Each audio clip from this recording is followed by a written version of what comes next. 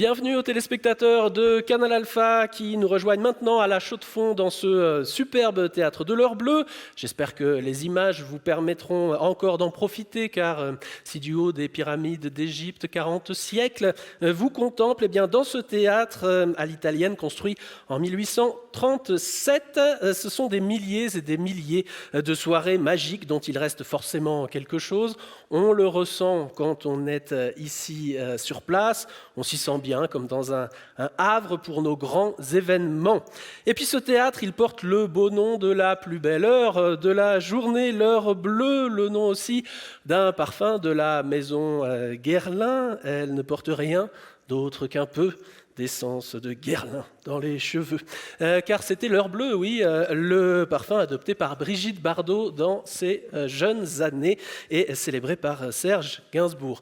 Dans moins de 30 minutes maintenant, nous connaîtrons les lauréats du 12e prix BCN Innovation en partenariat avec Canal Alpha, avec RTN et Arc Info.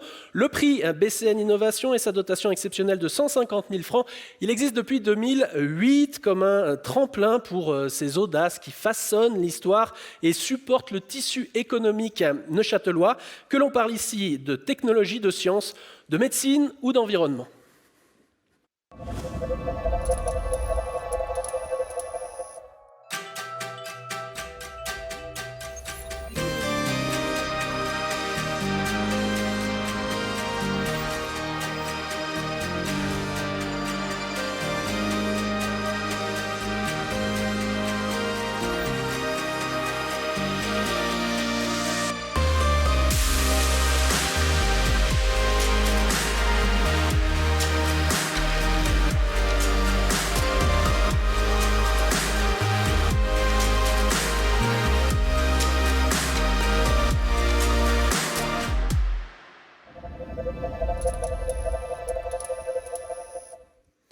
Un premier coup d'œil aux finalistes. Allez, vous allez voir qu'ensuite, on fera leur connaissance et on découvrira leur projet, un peu en suivant le même processus suivi par les membres du jury.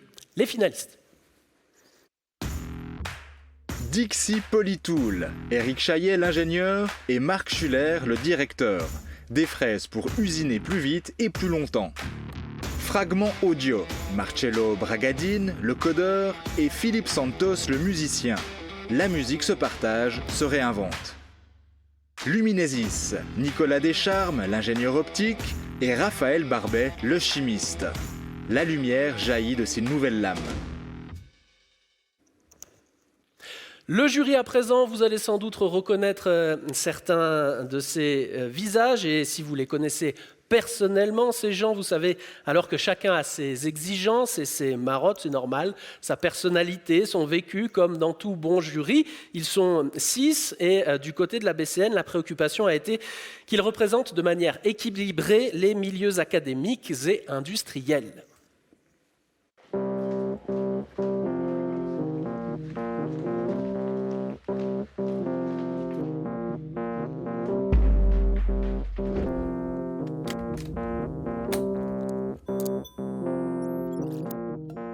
Bienvenue aux membres du jury 2021 du prix BCN Innovation. Bastien Drault, il connaît le prix de l'excellence. Andrea Dunbar, elle a toujours un œil sur tout. Professeure ordinaire de propriété intellectuelle à l'université de Neuchâtel, Nathalie Tissot, elle est la gardienne des licences. Laure-Emmanuelle Perret-Eby, elle est au service de l'humain. Président du jury, Yves Perriard. C'est le cerveau du jury, il interconnecte les enjeux. Stéphane Poggi, COO de l'entreprise Felco, il concrétise la solution en la fabriquant.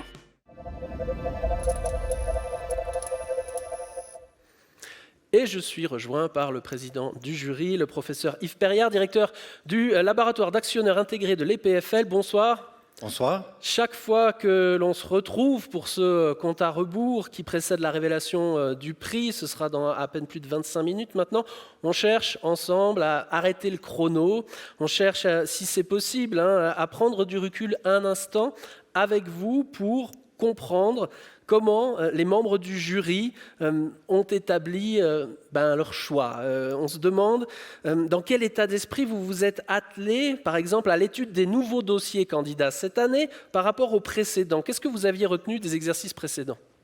Une chose qui nous a beaucoup frappé, c'est que finalement d'aller voir les gens, donc on parlait avant du Covid, les relations humaines, mais là finalement on a des dossiers et d'aller rencontrer les gens, d'aller pouvoir voir dans quel environnement ils travaillent, c'était super important pour le jury.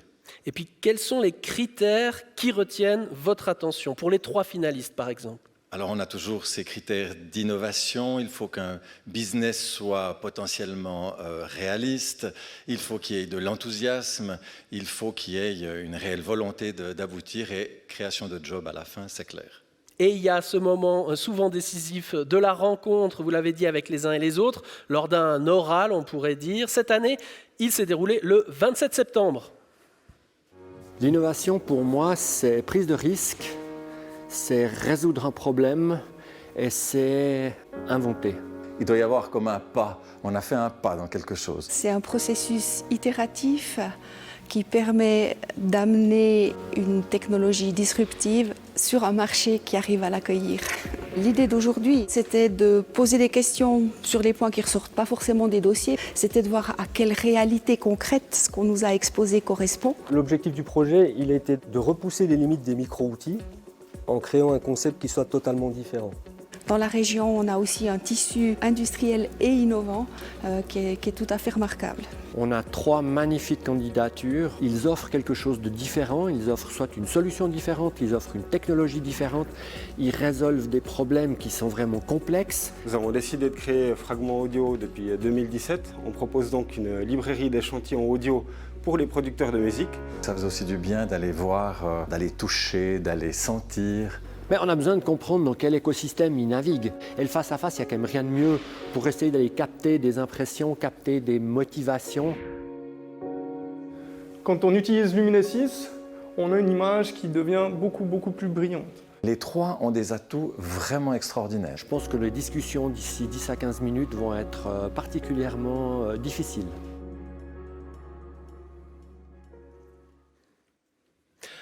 Andrea Dunbar, membre du jury, vous aussi, bonsoir. Bonsoir. Alors, ma question, vous qui êtes chef de section, intelligence artificielle embarquée et vision au CSEM, au CSEM, la diversité des personnalités de ce jury, les 6 d'entre vous, est-ce qu'elle s'est exprimée dès ces auditions le 27 septembre ou seulement au moment de délibérer lors de ces discussions difficiles auxquelles il vient d'être fait allusion ? Dès qu'on pose les questions, c'est transparent notre domaine d'expertise. Dans les questions qu'on pose, Nathalie va poser une question sur la propriété intellectuelle, Bastien peut-être sur le business, donc ça se voit tout de suite le domaine d'expertise. On a plusieurs domaines d'expertise et qu'entre nous, en fait, on a une discussion assez vive, on a un certain nombre d'années d'expérience entre nous, donc on a un recouvrement, mais ce débat très franc, ça arrive à donner, j'espère, la bonne décision à la fin. Est-ce qu'il y a une ou 2 choses que vous pouvez déjà nous dire sans nous donner le moindre indice sur le projet vainqueur, une ou 2 choses lors de ces délibérations ?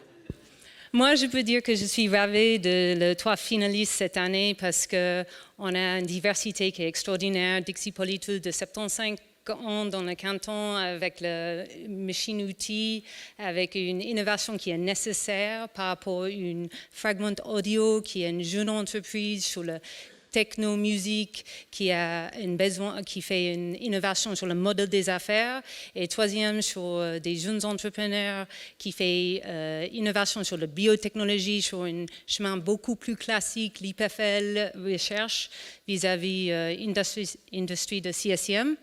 Et donc 3 très différents, chacun qui va son propre façon d'aider l'économie à Neuchâtel. Donc un éclectisme remarquable à vous entendre. Nos 3 finalistes, on va les repasser en revue et puis tout de suite après, on s'intéresse de plus près à chacun de leurs projets respectifs. On veut se faire nous aussi une opinion, bien sûr. Dixie Polytool, Eric Chaillet l'ingénieur et Marc Schuller le directeur.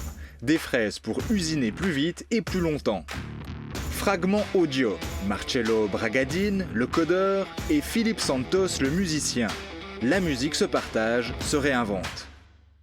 Luminesis, Nicolas Descharmes, l'ingénieur optique, et Raphaël Barbet, le chimiste. La lumière jaillit de ces nouvelles lames.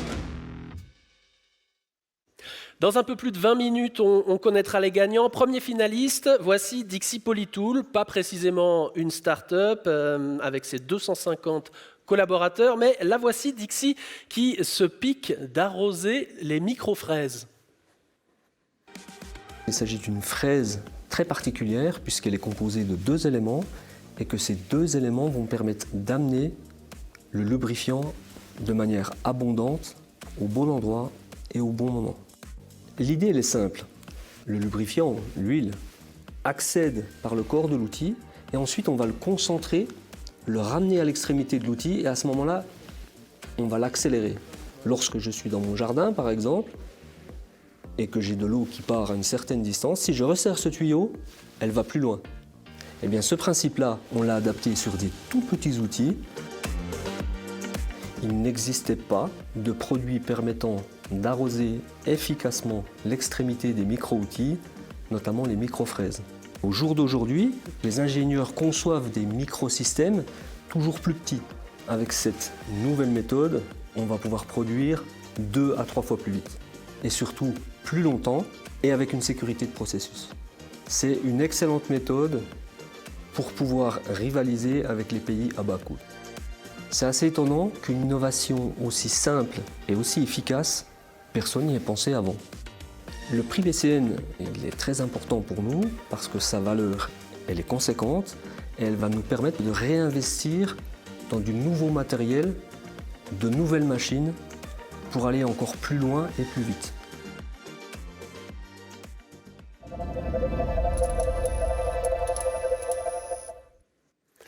On change maintenant totalement de secteur, quoique après les micro-fraises, vous allez voir que c'est tout un écosystème qu'il s'agit de créer tout en évaluant la musique avant qu'elle ne soit soumise à un public.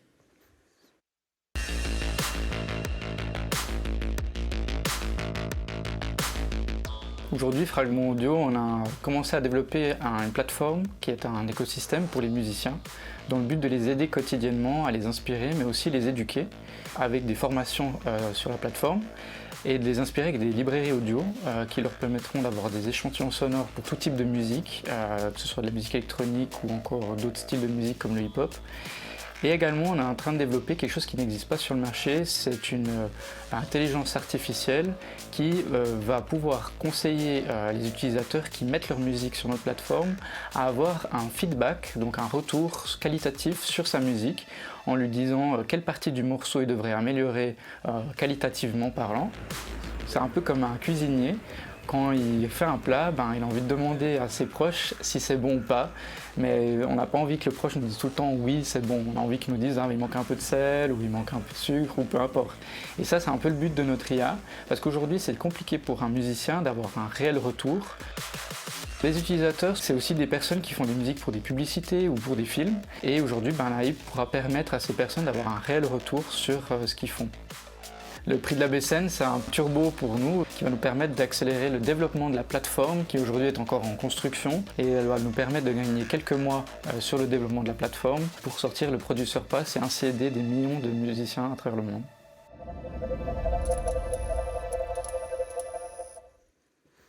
Troisième et dernier finaliste, il s'agit de Luminesis. On parle ici d'un traitement nanotechnologique des lames de microscope pour les rendre plus lumineuses et donc plus efficaces. Sera-ce la technologie disruptive élue ce soir ? Dans ces 200 dernières années, tout a été optimisé sur un microscope. On a des lampes qui sont beaucoup plus puissantes, on a des caméras qui sont beaucoup plus sensibles. Et c'est vrai que le dernier élément finalement qui n'a pas été optimisé dans ce processus, c'est la lame sur laquelle on dépose l'échantillon qu'on va regarder. Notre innovation, c'est une lame de microscope avec un traitement de surface nanotechnologique. C'est un traitement qu'on impose à la surface de ces lames de verre qui les rendent dorées et qui leur donne des propriétés augmentées. Alors on est capable d'augmenter jusqu'à 25 fois la quantité de lumière à la surface de ces lames de verre. L'essentiel, c'est la lumière. C'est être capable de détecter des molécules en très faible quantité. Quand on est atteint d'une maladie, il y a des changements moléculaires qui se font dans le corps et c'est très très important d'être capable de détecter la présence de certaines molécules dans le corps humain. C'est notre vision, c'est notre espoir, c'est que cette lame sera capable, à terme, de permettre le diagnostic plus précoce de maladies graves, comme le cancer, les maladies neurodégénératives ou les maladies auto-immunes, par exemple. Plus on est capable de mettre un nom tôt sur la maladie, et potentiellement plus tôt on est capable d'agir. On était déjà là l'année passée, mais il y a eu beaucoup de changements depuis. On est passé de 2 scientifiques de l'EPFL à 2 entrepreneurs qui avons comme mission de mettre cette invention, cette innovation sur le marché.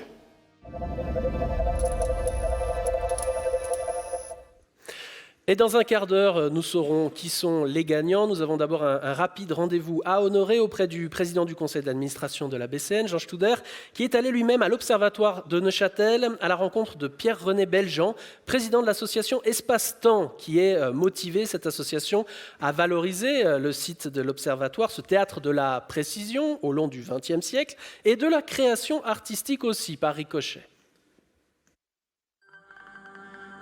On est dans un des symboles de l'innovation. On se rappelle quand même que pendant des dizaines d'années, c'est d'ici qu'était donnée à l'ensemble de la Suisse l'heure exacte. Et tout le monde se souvient très bien de cette mise à table et puis d'avoir entendu à l'Observatoire de Neuchâtel, il était exactement 12h30, pip, pip, pip, pip. On pense souvent à l'innovation technique, aux améliorations technologiques que l'on vit, qui le plus souvent sont le produit de recherches innovantes. Mais l'innovation, elle peut être aussi artistique. On le voit ici dans ce pavillon avec le travail qui a été effectué en 1912 par l'école d'art de la Chaux-de-Fonds sous la conduite de Charles Lesplatonier, qui allait avoir notamment comme élève l'un des plus grands architectes du XXe siècle, Le Corbusier, qui est une concrétisation de l'innovation en matière architecturale. L'innovation est le propre de l'homme, c'est en tout cas le propre des Neuchâteloises et des Neuchâtelois. Et le prix BCN Innovation veut le rappeler et veut encourager à poursuivre cet état d'esprit. Ce qui est peut-être le plus important, que ce soit en termes technologiques, en termes sociétals, en termes culturels, c'est garder l'ouverture. Garder l'ouverture d'esprit et puis être réceptif à tout ce qui peut se produire pour chercher finalement d'autres développements, d'autres voies.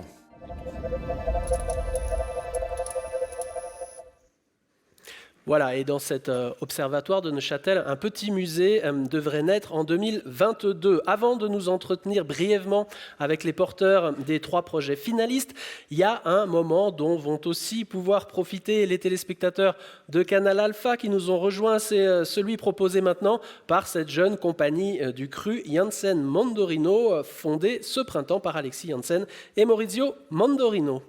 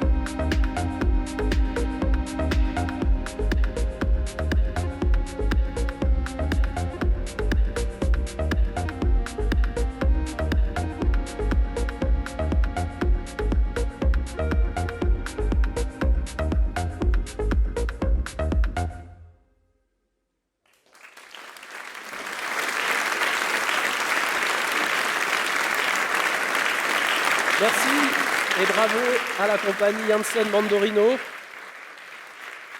2030, 2050, on garde le jean, on garde le denim, on garde le jean 2030. Et le col chum cheminé, chum chum chéri.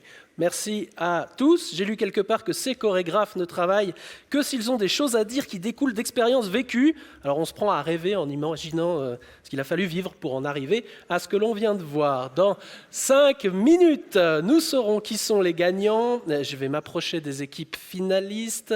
Bien sûr qu'on veut toutes les entendre, même brièvement sur cette scène. Et on va régler notre souffle sur le leur qui doit être bien court en ce moment. D'abord, on se remet une dernière fois en tête leur projet. Innovation, motivation, rigueur, audace, les 3 équipes finalistes en ont toutes fait preuve. Mais vous le savez, une seule d'entre elles repartira ce soir avec le prix de 150 000 francs. Toutes croient dur comme fer à leur concept innovant. La compétition promet d'être rude entre ces 3 finalistes. Dixie Polytool, Fragment Audio et Luminesis, tous ont les mêmes chances de l'emporter.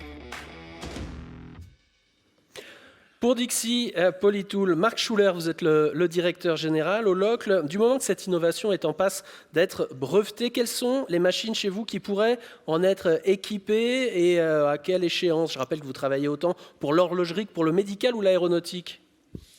Alors à l'heure actuelle, le marché de la machine-outil, c'est encore un marché de niche qui représente à peu près 20 à 25%. Mais ça s'inscrit, vous faites parfaitement dans nos stratégies, parce que tous les marchés qu'on vise, vous faites, c'est des marchés de niche. Par contre, ce marché-là est en croissance exponentielle. Et au fait, une innovation comme la nôtre devrait permettre d'accélérer encore l'innovation chez nos partenaires de machines-outils. Pour toutes les machines-outils. Exactement. Et puis votre collègue à vos côtés, Éric Chaillet, responsable R&D chez Dixie Polytool. Ma question s'impose, est-ce que l'idée d'arroser vos micro-fraises vous est venue dans votre jardin ou sur votre balcon? Autrement dit, d'où est venu le déclic? Alors, je vais vous faire sourire, mais il y a du vrai dans ce que vous dites. Ah ben, je ne le savais pas. Oui, parce qu'en réalité, on avait déjà élaboré plusieurs projets avec mes équipes. Et puis, un dimanche matin, je suis tout simplement sur ma terrasse. Pardon. Oui. Je suis tout simplement sur ma terrasse et je réfléchis, je fais des croquis et mon fils passe et me dit « Mais tu fais quoi ?» Mais je lui dis, tu vois le principe qui est là-bas avec le tuyau d'arrosage quand vous vous giclez avec les autres. Je sentais qu'il y aurait un tuyau d'arrosage. Mais forcément, donc tout simplement quand tu resserres ton tuyau, tu accélères le lubrifiant, donc tu refroidis plus vite, donc tu es plus efficace. Et bien sûr, l'objectif, c'est que le taux horaire ici en Suisse baisse au niveau de la production. Bonne chance à vous, longue vie à Dixie, salut et respect à tous vos salariés. Je me dirige vers les artistes en écosystème maintenant, Fragment Audio. Alors vous imaginez donc offrir un feedback virtuel aux musiciens quant à la conformité, voire la qualité de leur travail créatif. C'est l'heure du grand feedback pour vous-même, hein, pour votre projet. Marcello Bragadin peut-être en premier. La situation... Elle est inversée là ce soir. Oui, bon. Mais donc, je crois que tous les retours sont importants et donc il faut qu'on utilise ces retours d'une manière constructive. Et donc, je crois que ce ne sont pas des jugements sur les personnes, mais sur des idées ou sur un morceau. Et donc, je me trouve à mon aise dans cette situation et j'espère que les meilleurs gagnent.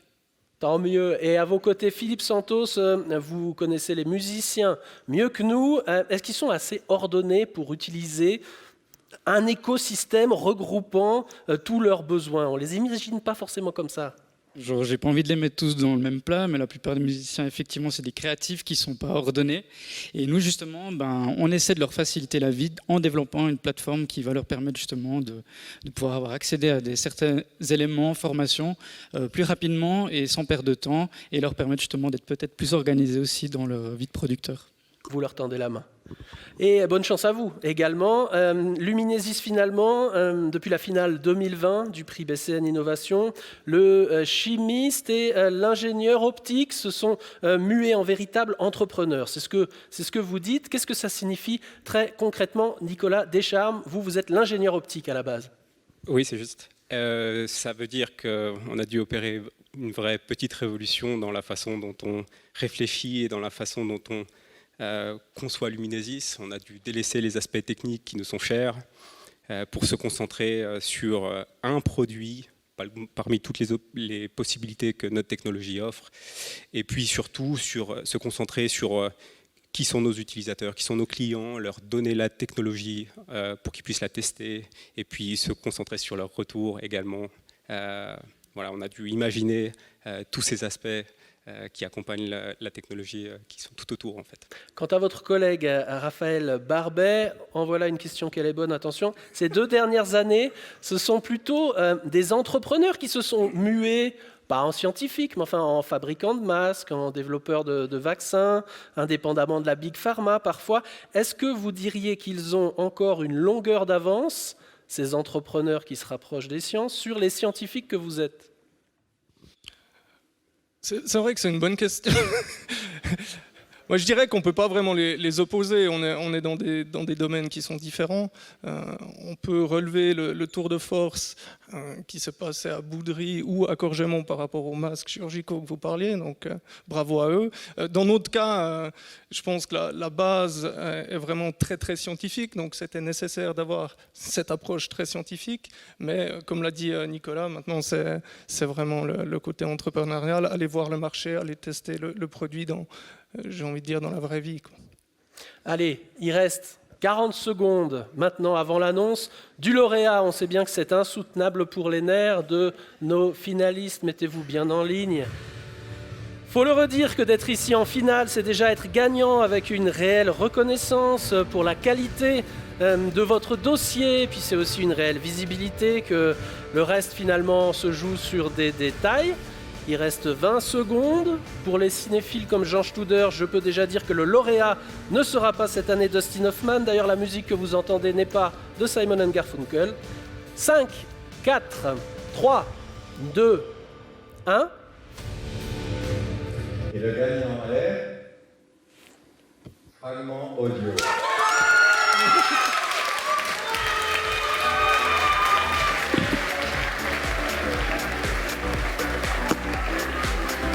Bravo, magnifique, bravo de Santos. Voilà, Jean Studer vous remet le trophée imprimé en 3D ce soir par le Fab Lab Neuchâtel Haute École Arc, le trophée de ce prix BCN Innovation 2021, et c'est 150 000 francs. Allez, dites-nous même que vous y pensiez en vous rasant ou en ne vous rasant pas ce matin. Ah, attendez. J'ai pas de... Enfin, voilà, déjà c'est hyper stressant, comme disait tout à l'heure, on sort de notre zone de confort totalement en sortant de derrière l'ordinateur pour ce genre de concours qui, voilà, je sais pas quoi dire. Tout ce que je savais, c'était que ce matin on se réveille tous stressés en espérant gagner. On avait tous nos chances de le gagner, ce prix. Félicitations à Luminesis d'avoir été finaliste avec nous, et également à Dixie Polytool qui ont eux aussi des projets énormes. Et puis merci à la Banque cantonale et aux membres du jury d'avoir choisi notre projet pour le prix d'innovation de cette année. La question qui se pose toujours dans ce cas, parce qu'on peut se la poser à soi-même, ouais. Qu'est-ce que vous allez faire avec 150 000 francs ?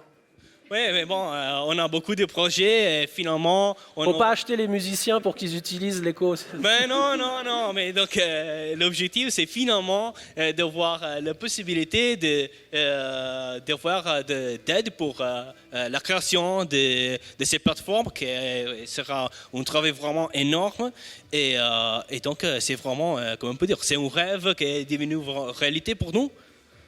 Parce que sinon, ces procès sera vraiment très difficile à gérer seul. Mais bon, on a finalement le moyen pour le faire. Bravo, on souhaite tellement que ça fonctionne et que vous alliez de l'avant. Ce soir, votre histoire se lie à celle de la BCN et puis une belle exposition médiatique. On sait que ça compte aussi, on espère que ça vous aura aidé. Yves Perriard, vous avez un micro. Un mot, vous aussi, sur ce lauréat. Un mot peut-être aussi qui serait comme une incitation à participer l'an prochain. Ce concours continue pour les esprits entreprenants et fertiles qui nous regardent.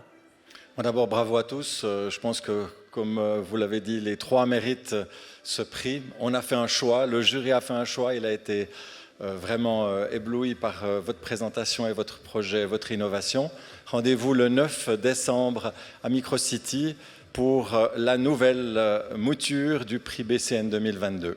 Et on peut dire que l'an prochain, tous les gagnants auront tenté leur chance. Donc allez-y, les infos, ce sera comme d'habitude sur le site prix-bcn-innovation.ch. Quant à la cérémonie de ce soir, elle est à revoir sur canalalpha.ch. Merci aux organisateurs, aux intervenants qui nous ont fait réfléchir, aux danseurs qui nous ont élevés, aux équipes techniques aussi. Sincèrement, félicitations à tous les finalistes. On va se quitter là-dessus. La Chaux-de-Fonds et l'heure bleue vous saluent avec des mots bleus, bien sûr, ceux que l'on dit avec les yeux. Pas de phrases inutiles. Ne surtout pas ternir le style de ces retrouvailles. C'en était, car ici, la soirée va se poursuivre. On vous dit à bientôt. Merci. Bravo. Bravo.